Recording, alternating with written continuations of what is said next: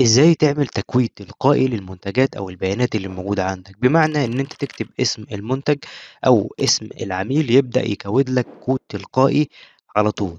وطبعًا الحاجات دي بيستخدموها كتير في السوبر ماركت والأماكن اللي بتبيع، فبيبقى في مسدس يعمل مسح للمنتج، يبدأ يظهر كود المنتج والسعر بتاعه والعدد اللي موجود منه. ففي الفيديو ده هنعرف إزاي نعمل تكويد تلقائي بكل سهولة، يلا بينا.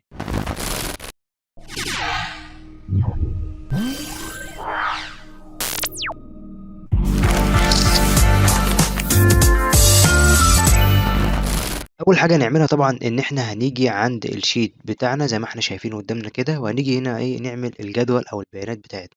أول حاجة نعملها نيجي نكتب هنا مثلًا الترقيم زي ما إحنا شايفين قدامنا.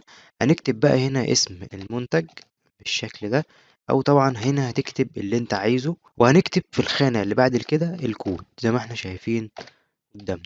نبدأ بقى إيه نضبطهم إن إحنا إيه نوسّع الخلايا كده شوية، اسم المنتج نوسّعه شوية. والكود نخلّيه زي ما هو، كده هيبقى رقم يعني مش كبير. فنبدأ إن إحنا نضبّط، إحنا ممكن برضه نوسّع كلّه علشان يبقى شكله كويس، زي ما إحنا شايفين قدّامنا كده. نبدأ إن إحنا نضبّطه بقى، نخلّيه bold، نجيبه في النُص زي ما إحنا شايفين قدّامنا كده. ممكن نكبّر سِنّة، ممكن مثلًا ندّي له لون وليكن مثلًا لون زي ده. بعد كده هنيجي نعمل المعادلة بتاع الترقيم اللي هي row. هنعمل بقى يساوي زي ما إحنا شايفين قدّامنا، ونكتب row زي ما إحنا شايفين كده، ونقول له enter. هيجيب لك من أول رقم 2، طبعًا علشان ده الصف رقم 2. فإحنا لو عايزين إن إحنا نخلّيها تبقى من أول 1، هنيجي هنا كده نقول له ناقص 1، نقول له أوكي. هيجيب لك من أول 1 زي ما إحنا شايفين قدامنا كده. لو سحبت لتحت هتبُص تلاقي إيه بدأ يعد معاك 1، 2، 3، 4 زي ما أنت شايف كده قدامك. هنيجي نعمل بقى خطوة مهمة جدًا، إن إحنا هنيجي نضغط double click هنا كده، هنحدد المعادلة بتاعتنا ناخد منها نسخ زي ما إحنا شايفين قدامنا. هنمسحها بقى ونيجي نكتب يساوي F زي ما إحنا شايفين قدامنا كده. وبعد كده هنيجي نضغط على FX زي ما إحنا شايفين قدامنا، هيظهر معانا الشكل اللي أنت شايفه ده. أول حاجة طبعًا هنعملها إن إحنا هنعمل تحديد لاسم المنتج من هنا كده، زي ما إحنا شايفين قدامنا. بعد كده هنعمل يساوي زي ما إحنا شايفين قدامنا، وهنعمل 2 quotation mark زي ما إحنا شايفين كده. هننزل بقى في الخانة اللي بعديها برضه هنعمل 2 quotation mark، والخانة اللي تحت هنبدأ إن إحنا نضيف المعادلة اللي إحنا خدناها copy في الأول control V زي ما إحنا شايفين قدامنا، بس هنمسح منها يساوي زي ما إحنا شايفين كده. وبعد كده هنيجي نقول له أوكي. هنلاحظ إن الخلية اختفى منها البيانات. هنسحب بقى لتحت كده زي ما إحنا شايفين قدامنا، هنلاقي كله اختفى معانا. لو جينا بقى كتبنا اسم المنتج بالشكل ده كمبيوتر زي ما إحنا شايفين قدامنا، وضغطت انتر، هتبص تلاقيه كتب 1 معاك على طول.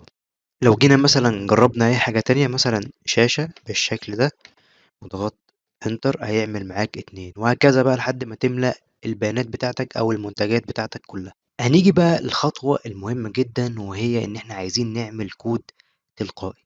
أول حاجة نعملها هنيجي نضغط double click كده، نحدد المعادلة دي كلها، ناخد منها copy زي ما إحنا شايفين قدامنا. وبعد كده نلغي كده ونيجي عند الكود نعمل control V paste. هناخد من هنا copy ونحط هنا paste على طول. بعد كده هنحدد الخلية بتاعتنا ونيجي عند FX بالشكل ده، وهنيجي هنا كده هنمسح ناقص 1، وهنكتب plus 998. طب ليه 998؟ لو لاحظت هو كتب 1000، علشان معادلة رو بتبدأ معاك من رقم 2، فأنت لازم تبقى عامل حساب الرقمين دول كده زي ما عملت معانا في الأول في الترقيم. فهنيجي نعمل إيه بقى هنا؟ هنيجي بعد ما نكتب 998 هتقول له أوكي. زي ما إحنا شايفين قدامنا بدأ معاك من أول 1000. هنيجي بقى نسحب كده لتحت زي ما إحنا شايفين قدامنا بالشكل ده، ونيجي مثلًا هنا نكتب بقى إيه مايك بالشكل اللي إحنا شايفينه ده، ونقول له أوكي. هيبدأ يعمل معانا مثلًا نقول له شاحن، أي حاجة طبعًا، تقول له أوكي هيبدأ يعمل معاك. تمام. طب لو أنت حبيت بقى إن أنت تكتب مثلًا حرف قبل الكود، يبقى مثلًا موجود هنا حرف وبعد كده يكتب الكود معاه. أول حاجة هتيجي تقف عند الخلايا وهتضغط على FX تاني، وهتيجي عند row بالشكل ده، هتكتب 2 quotation mark زي ما إحنا شايفين قدامنا وعلامة الآند زي ما إحنا شايفين كده اللي هو Shift F7. هتيجي بقى بين العلامات التنصيص أو الquotation mark اللي أنت عملتها تكتب الحرف اللي عايزه يبدأ بيه الكود، تكتب بقى اللي أنت عايزه، وليكن مثلًا هاكتب C زي ما إحنا شايفين كده، نبدأ نكتب حرف C زي ما إحنا شايفين، وبعد كده أقول له أوكي، زي ما أنت شايف كده C1000. تبدأ بقى تسحب لتحت عشان المعادلة تتطبّق، وتبدأ مثلًا تجرّب، مثلًا وليكن هنكتب مثلًا واصلة بالشكل ده، نكتب واصلة، نقول له أوكي، هيعمل معاك على طول C1004.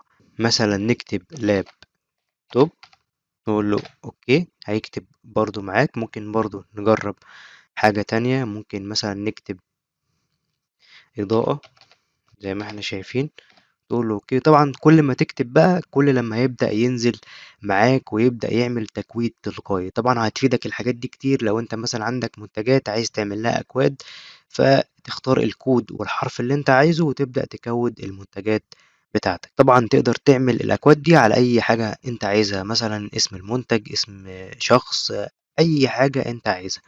وبس كده نكون وصلنا لنهاية الفيديو. ولو عجبك الفيديو ما تنساش تشترك في القناة وتفعل الجرس وتعمل لايك للفيديو، والسلام عليكم.